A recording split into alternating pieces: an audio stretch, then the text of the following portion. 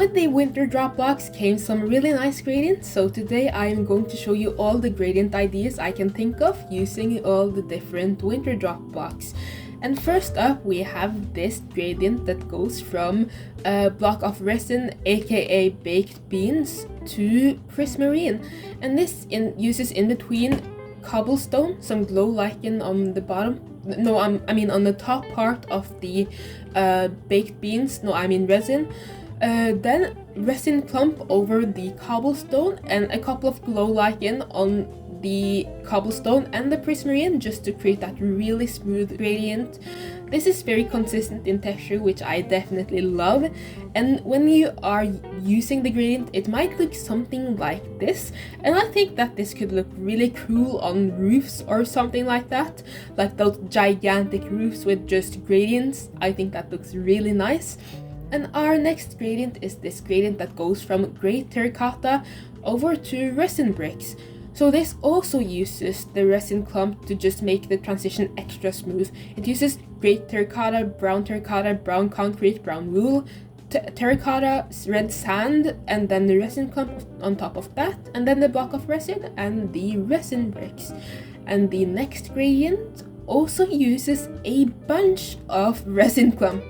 It goes from resin bricks to block of resin to orange wool to orange concrete powder to mushroom stem, sandstone, and then endstone bricks. And I like this so much because it actually manages to use one of the, in my opinion, most striking blocks in the game, end bricks. I think these are usually really, it's not that they're ugly, they're just really hard to build with, but I think that this gradient manages to use them in a way that's actually really nice. And this next gradient right here is a gradient that goes from resin bricks over to block of gold, yet still manages to keep the transition in texture going smooth.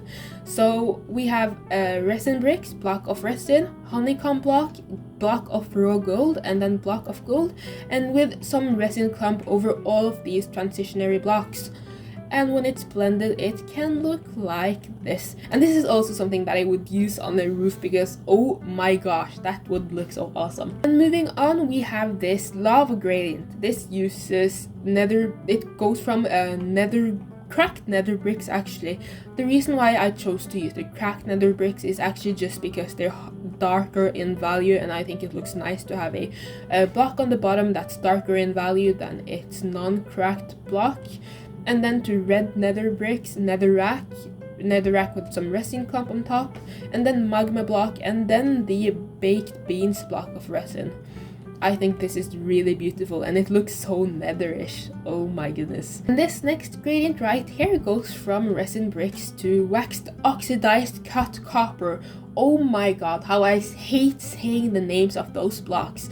It uses waxed cut copper, waxed exposed cut copper, waxed weathered cut copper, and then the waxed oxidized cut copper. I don't want to have to say that ever again.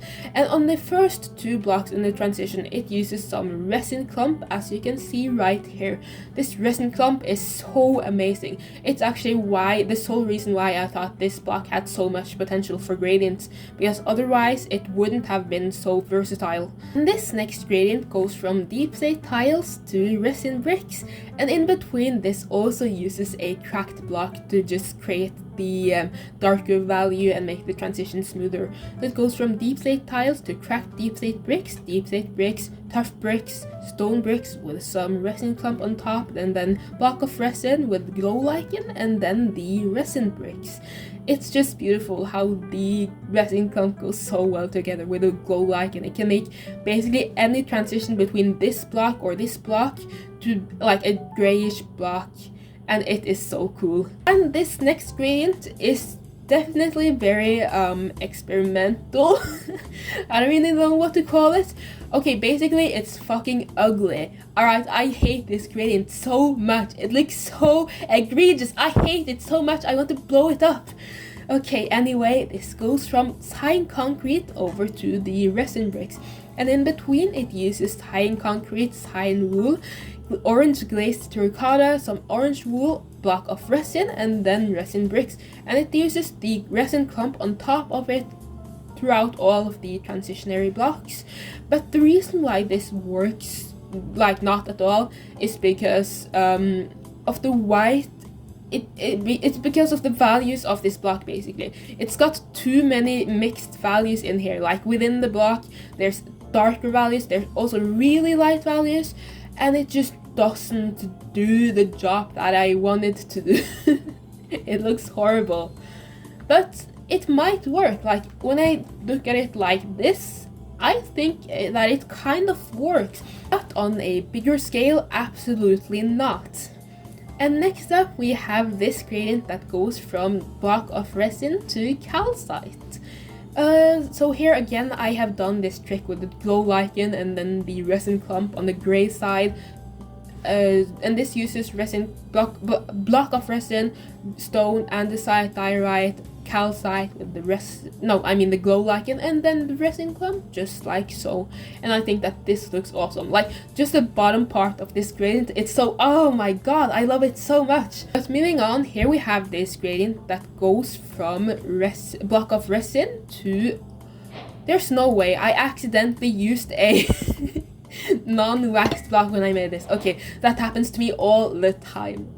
But so yeah, this goes from a block of resin to block of raw copper, waxed exposed cut copper, and then exposed copper, and over that it uses glow lichen resin clump on these two blocks, just like so. And this gradient is a little bit flawed. I think that this block right here is way too dark in value for this one, but it still kinda works regardless. Now moving on to the gradients with the different woods. First up we have these gradients with planks and signs. So in this one we have mangrove planks, jungle planks, cherry planks, and then pale oak planks. I absolutely love this wood, it's so nice. And it also goes really well with the other planks that are lighter in values, so birch wood and then the cherry wood or cherry planks. I use signs to blend these together, and this one goes from mangrove to jungle to cherry and then the pale oak. And I think this works so well because the jungle is also a bit pinkish, if you haven't noticed. So I think this kind of looks coherent and cohesive. And this next gradient goes from dark oak to spruce to oak to birch to then the pale oak planks.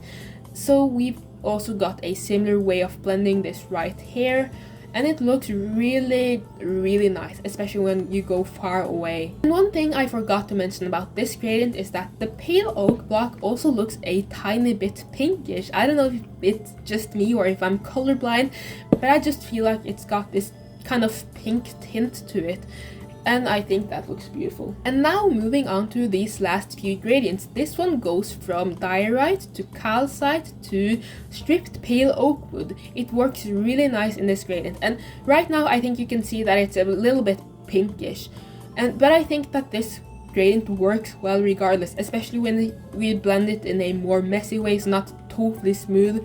So something like this I think could work. And this next gradient right here uses both the pale moss block and also the stripped pale oak wood. So this goes from pale moss block to andesite, light grey concrete powder, mushroom stem, bone block, smooth quartz block, and then the stripped pale oak wood. So this actually uses two of the newer blocks. And yeah, it works really well, I think. I just think that this looks so beautiful. I'm just so obsessed with the pale oak wood. Like, oh my gosh, it was such a nice addition to this game. This next gradient goes from grey wool to andesite. It uses grey concrete powder, cyan terracotta, pale moss block, and stone in between. And this, here you can definitely see that this block is more greenish, which is why I think that in that way it doesn't work, but still it looks okay. It's kind of a mid gradient, to be honest. Unlike this one, because this one is just absolutely gorgeous. It manages to blend two already somewhat similar blocks, the moss block and the tuff block, because the tuff is a little bit greenish, so it works really well together with the moss block. But when you use green concrete powder, glow lichen, mossy cobblestone, pale moss, and then the tuff, it creates an extra smooth gradient. The reason why I chose to use the green concrete powder in between the moss block and the mossy cobblestone is just because this mossy cobblestone block is lighter in value than the moss block, and this block is lighter in value than this, so I feel like that just makes the transition extra smooth. And moving on to our very last gradient. This one is also kind of ugly. It's supposed to replicate burnt wood. That's what I had in mind when I first made this, and this uses basalt, pale oak wood, and then acacia wood. And so yeah, if you're making burnt trees or something like that, you might consider using something like this. But I also think it's kind of ugly, but I think this could work on a tree. So yeah, that was it. 20 something gradients using the new blocks, and remember to subscribe so you don't miss more content like this, and bye!